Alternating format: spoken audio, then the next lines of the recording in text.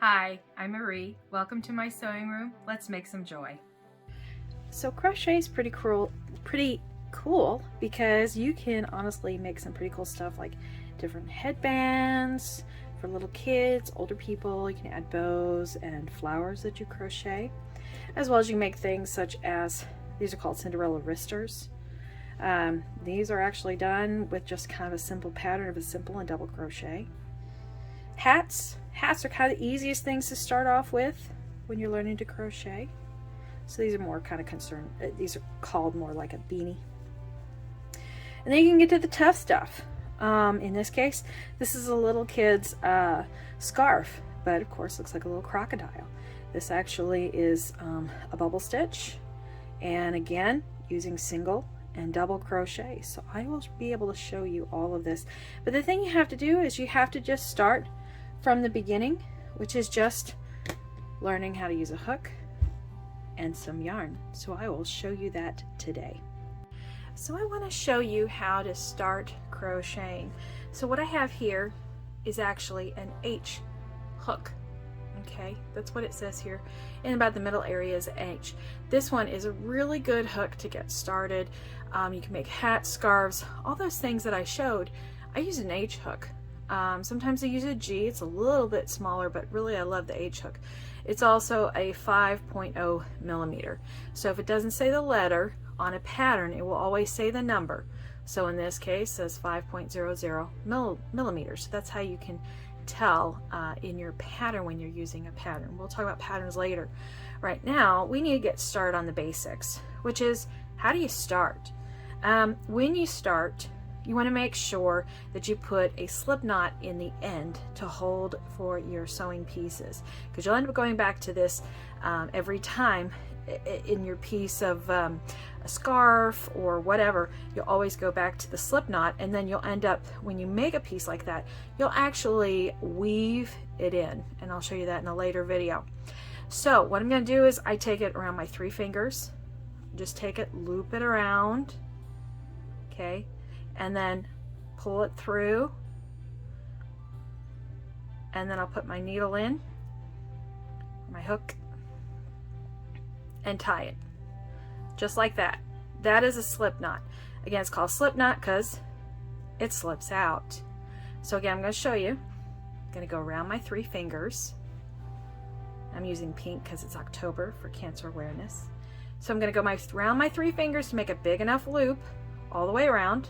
Okay, now you can see I have a loop on my hand. I'm going to just take that piece that's still connected to the big ball of yarn over here, take it through, and now I have a loop like a bunny ear. Okay, stick my needle or hook right through that, and then tighten just by pulling on these 2 bottom strings. I'm going to tighten it just like that. That's how you start off with crochet. So that's one thing I would suggest, to start learning just how to do a slip knot. Once you do a slip knot and you've got that down, then you can start chaining. This is the base for crocheting. So what I do is, this is called a yarn over, or if you're trying to follow a pattern, they say yo. That means yarn over. So I am going to yarn over. Now you might have noticed I'm slipping my fingers through.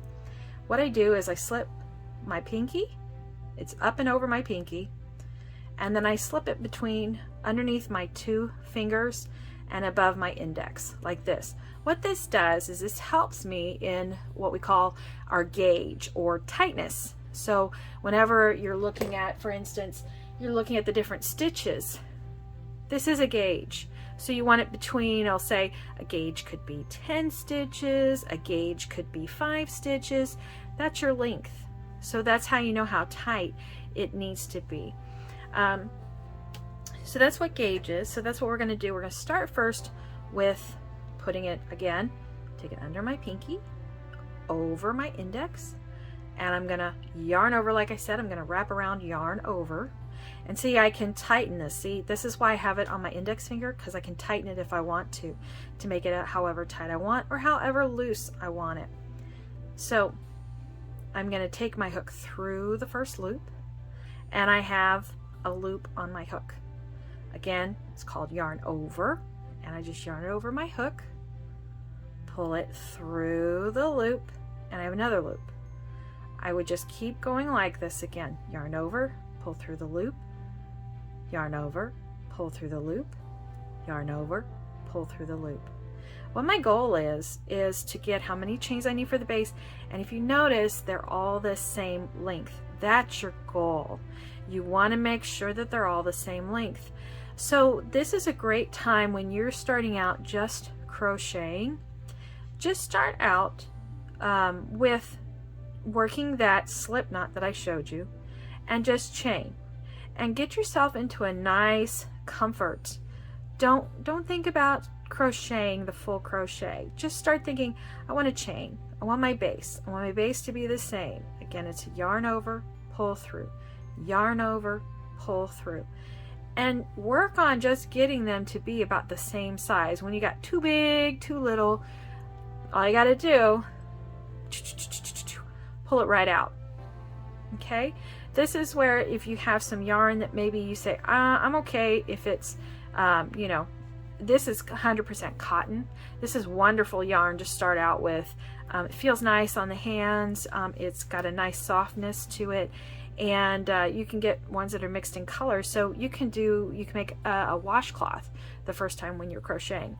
But it's nice to work with, and what we call frogging. Frogging is when you pull the stitches out. That's all that is. So it's kind of fun to say, yeah, you know, I kind of made some mistakes and I had to frog it. So again, I would start with a slip knot. So learn your slip knot. Like I showed you, pull that through, put on your hook, tighten it up.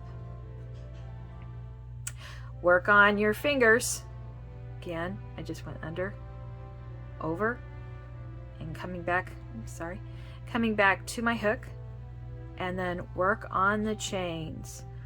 Just going over, yarning over, and pulling through the loop.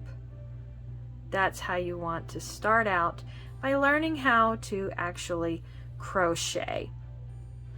So that's what you want to start with, and trying to get your chains the same length, the same width.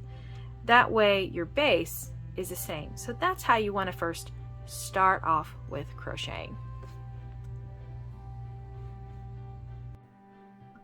If you like this video, please hit the thumbs up button. If you want to see more videos like these to give you some joy, please click on the subscribe and the bell to receive notification of my newest videos. Thank you.